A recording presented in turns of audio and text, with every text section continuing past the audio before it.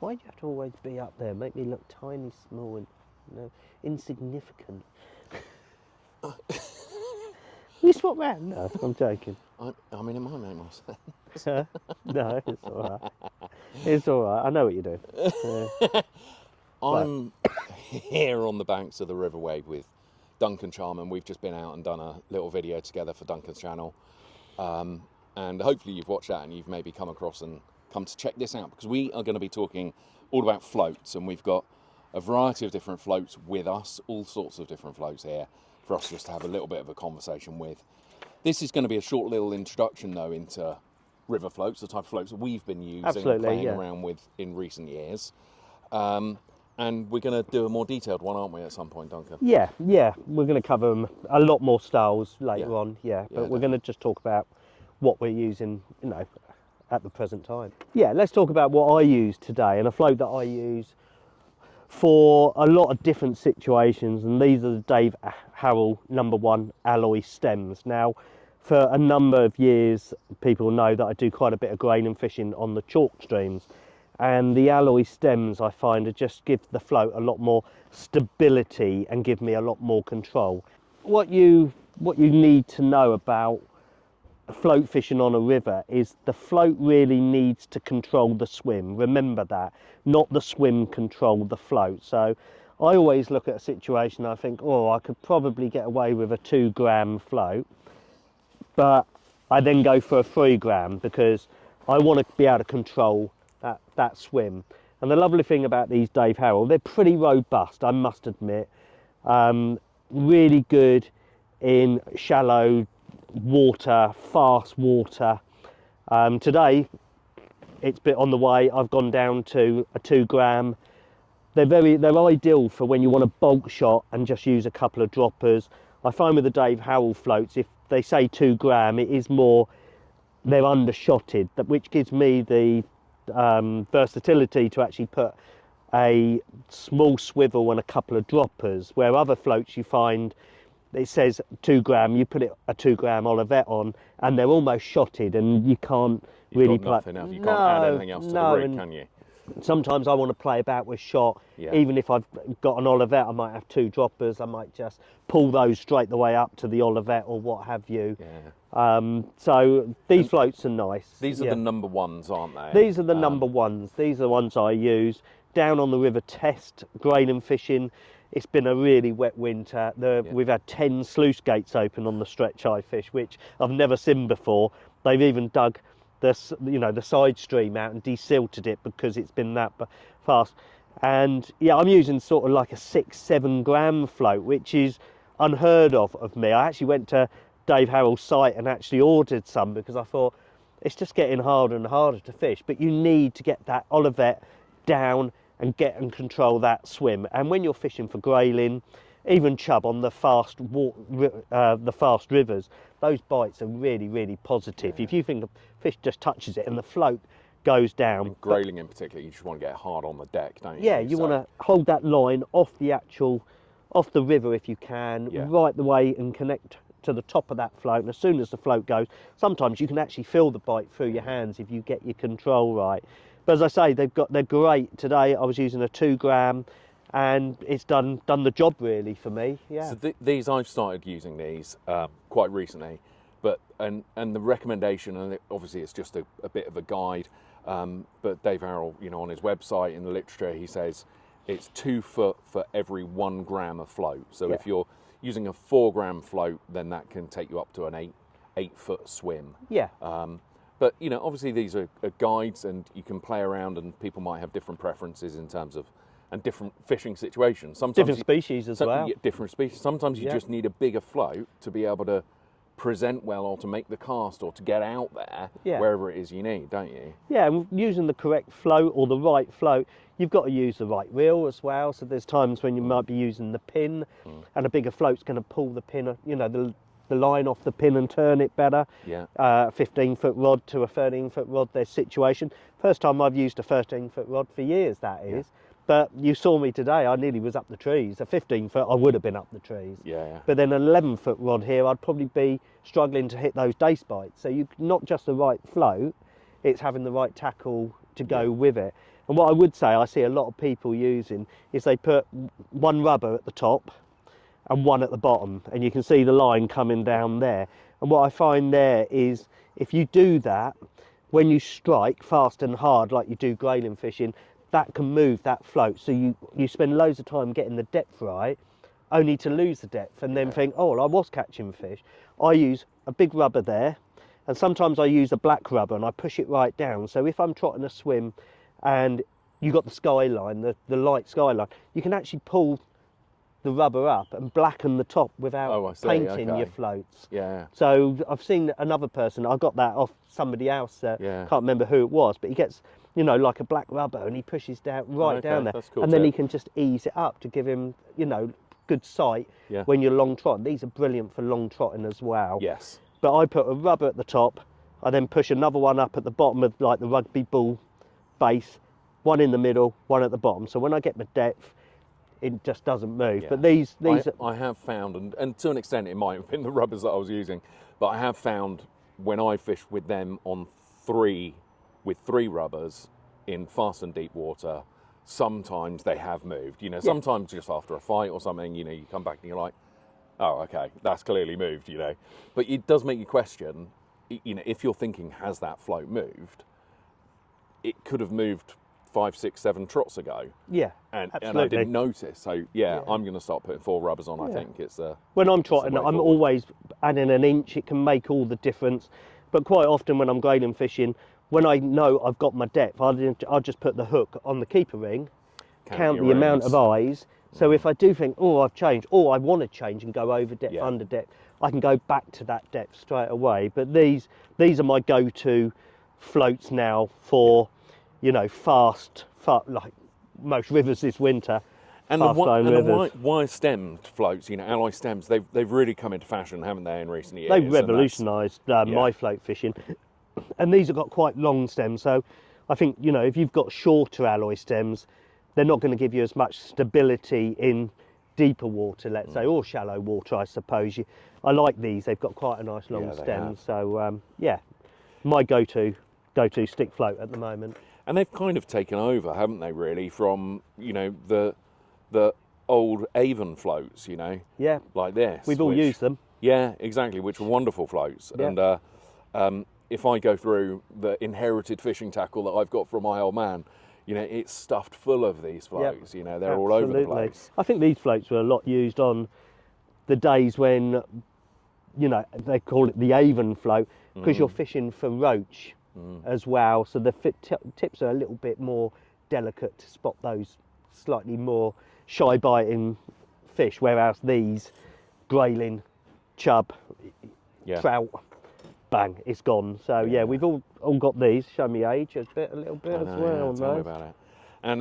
And the other float that we've probably all got, anybody that's been fishing for a while, are just some of these kind of more traditional balsa floats or Greenheart floats, you know, stick floats, the gliders and things like that. And you know, for me, I still fish with these. And there's funnily enough, there's one float in particular that, you know, I've had since I was 18 that I always go back to, you know. I think we all got a piece of tackle, a float or something that we love and works for us. Yeah, exactly. And it's just, these though, I was saying that to Duncan before we started rolling, that there's a swim that I used to fish years ago, just on a small river, a little bit like this, a bit deeper. And used to fish one of these on a kind of shirt button style shotting pattern. Yeah, absolutely. And I needed to be able to lift the bait up, hold it back, drop it in, hold it back, and then let that bait kind of flow over the top of a reed bed. Yeah, absolutely. Yeah. And then as soon as it had dropped over, you know, that's where the bites came, that's where the chub were holding. Yeah. And these, you know, really helped me do that. I used to use those. I can remember when I think pole floats hadn't really come into the, you know, and I was fishing the River Loddon at Cove, and it was quite a deep swim, and you pulled the ground bait in, and I was using one of these, and I can remember some of these have a little eye at the bottom cut into, and I couldn't understand when one of mine had cracked and the line wouldn't go in, and it was like, oh, that's my favourite float. But we used to use these on the Loddon in quite deep water, holding it back. It was deep, sluggish water, holding back on the pole quite hard. Yeah. And it was amazing. The roach would come in and you'd catch a little roach and you think, here they come. And then you catch 20, 30 pound of quality roach. Yeah. And then they'd be gone again. And they were the floats I can remember using. But I'm going back to the days of, I'm going back 30 years probably. Yeah. But we've all used them and they are, lovely floats, aren't Yeah, they? still great floats to use, aren't they? And then we've got a couple of little different floats here, really, that have, either come out in recent years. In the case of, for example, these Korum Speci floats. Duncan, have you used these yet? Have you had a play with these? I have used these, and these are the ones that only very briefly. And I know a lot of my customers that grayling fishing, they use these. I don't think that they're the inline ones, but the Korum floats. And my first impression was, why have you got a square sort of top? You're not going to be able to see those at distance. You can. These are probably even better than these. So I was wrong when I first looked at these. Yeah. My only gripe about these, let's say, is if it says it wants 4 gram, as I said earlier, you almost shot it with 4 gram and you can't put too many dropper shots on before it gets a little bit. So, and they're shorter stems, but they're thicker stems. So I haven't used these lot, but I can see a very good use for these. And that is, let's say you've got a drop off swim under a bush and you've got barbel there. These, you can hold them back and just control them down and then just get that bait drop down under for like a bit of luncheon meat for barbel or big lump of bread for chub, which are going to give you a positive, bite. So I will use these a little bit more. Yeah, it'd be interesting to have a play around with these. I've not used these a lot. I've used them maybe on one session. And yeah, as you say, Duncan, you can see these on a long trot. It is surprising.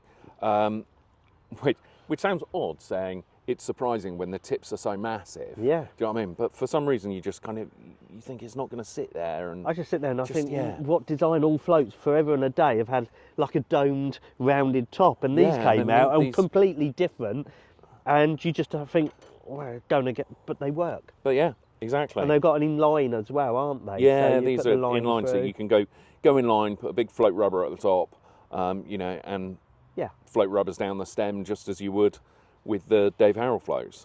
A little bit different these, and these are something that I asked you earlier today, didn't I? Yeah. Duncan was saying, we were talking about a river that we're fishing, well, a stretch of the Hampshire Avon, where there's some decent roach in there, and it goes to sort of 10 foot, 12 foot up in the floods, 13 foot. Yeah, exactly. I was fishing a 15-foot rod at 14 feet, and my float just kept getting caught round the top of the float because it was quite tight behind me. Yeah. And it was really annoying. You put the rod down and the floats go around the rod tip, and it was just like, I need a solution to this. And I spoke to a local who uses a slider float and makes his own, and then we just had a chat and you came up with these. Coincidentally, it turns out that we both have recently started fishing that same water, and next year we're going to do a little bit more of it, or maybe end of this year. This is the kind of solution which, when you first see them, it's like, what the hell? Something from Italy and the isn't it? Yeah, and big poles and stuff. Fishing to hand sort of thing. Yeah, completely. But these are Colmic. They're made by a company called Colmic, and these are 4, 6, and 8 gram all the way up to. They've got a little insert tip on them, but the big thing that I should point out about these is these are slider floats. So what that means is, obviously, if for anybody that's not fished a slider float, then you put a stop knot above it at the depth that you're fishing to. And when you reel in, obviously, this will slide all the way down to the bottom, wherever your olivet is or your shot, which means that you can be casting out with maybe, 3, 4 foot, or less if you need to, and but then still fishing at up to 15 foot or whatever you want. Olivet goes down, hits a stop knot, and you're in control straight away. Exactly. I'd never fished a slider on a river. Nor have I. Until about a week ago, and I've got a video that I'll put out, so I'll drop a link to it here, of me having my first attempts and some of the mistakes that I made that I can kind of pass on to you guys, so that you can hopefully get there quicker than me. I think one point I would just say is what I found was this part of the Avon, you could see a lot of the fish were on the far bank. And when you're fishing a fixed float at 14 foot, you cannot cast and drop it. It's hard to swing. You're out all over the place. It's just not smooth because your float's up there, your Olivet's there. Whereas when you're using a slider, and as I said, I was thinking I need to suss this. I'm going to catch so many more fish by getting that float on the far bank, getting it cocked a foot or so, or inches, I would think, from, and trotting down with a long rod line off the water. That is going to, that would probably catch me twice as many fish. And I'm going to take that one and give it a go. I have said that you can have one, and I'm a man of my word, so you can take your pick of which size you want. But I was fishing with the 6 gram, which, again, Duncan, you were like, blimey, because when, they're big floats, aren't they? And for roach, and I was fishing with the 6 gram the other night, which I only did a couple of hours on the river, but it was great for exactly that kind of use case, just being able to flick it out. I had trees above me as well, so I was fishing with a 15 foot.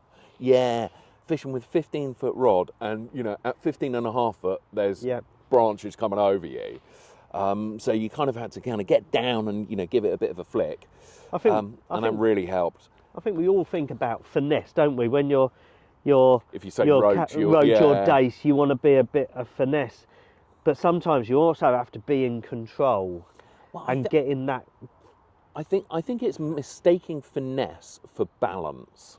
Probably, yeah. Do you know what I mean? Just because something's big doesn't mean it's not balanced, well shotted, and it can still be as sensitive as a smaller float. I think it's balance and presentation as well, because I can watch people graining fishing and the float is going down and it's moving like this because they're using, let's say, a closed face reel maybe, or a shorter rod, and all the time the float's going like that, the bait's going like that, and then they'd be trotting down catching nothing, and then I'll walk in with a centre pin and I'll just go bang, because you're trying to get your bait exactly the same. If you can, you're never going to get it, but as close to, because you're going to fool those fish into taking your bait because they think it's a freebie. They're getting away with all the freebies.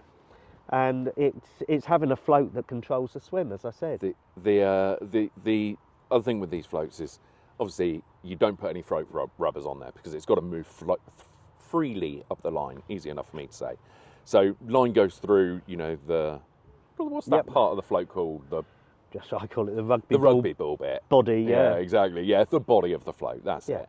So it goes through the body of the float, and then you've also got a little standoff section where just holds the float away from the line, so it's not sticking to it or anything like that.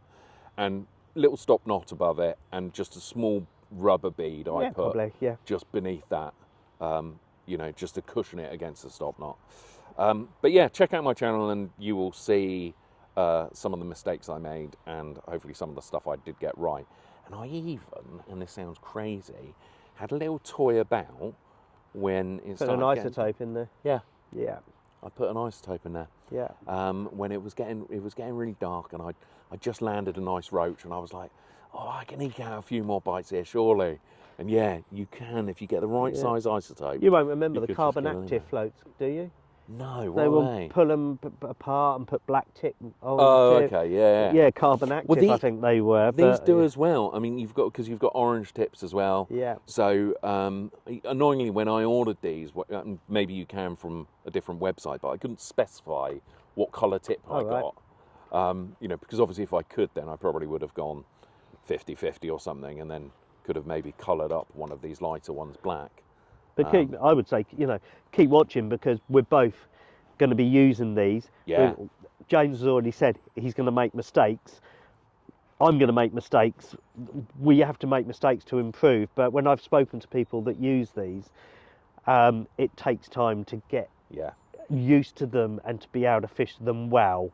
So I always say to everybody when they're float fishing about control, presentation, practice makes perfect, if there is such a thing as perfect. But the more you do it, the better you get at it, and the better we become. But people will probably watch us fishing thinking, "God, blimey, what? Wouldn't do it like that." I think they probably watch me fishing, man. I think you'll get away with it a lot more with your experience. But yeah, I mean, for me, I say this a lot on my channel. it's just fishing is about learning for me. Yeah. You know, and trying different things and just having a go with it and enjoying it.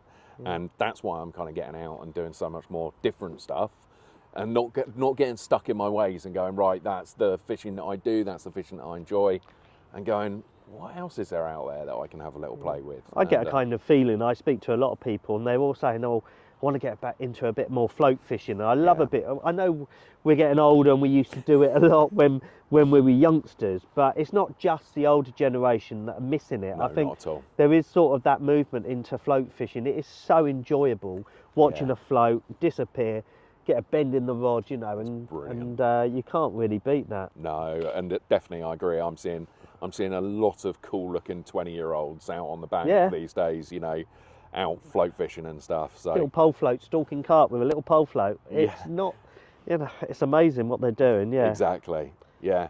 And one final float you got in your hand there, Duncan? What yeah, have we these got? I just mentioned. These are what they, you know, they're called the loafer or the Chubber float. These are the floats I used when I initially started grayling fishing on the chalk streams, and I still see a lot of people using these, and they're absolutely, you know, they're great. One kind of like you sit on them or you put your knee on them and you crack them and they're gone. Then they're absolutely knackered. But great if you're going grayling fishing for the first time. Again, a range of sizes. I would go for a bigger one to give you more control. Great for trotting down, controlling down a far bank with a big lump of flake for chub. It's been awesome to get back out on the river. And here and as to get well. on the It's way. like just coming back when I was... It's a bit of a trip down memory lane, It is indeed, for both of us. So I hope you enjoyed this. Give it a thumbs up, give it a like, go and have a look at Duncan's page. He's got some awesome videos on there, so go and check it out. And until next time, tight lines.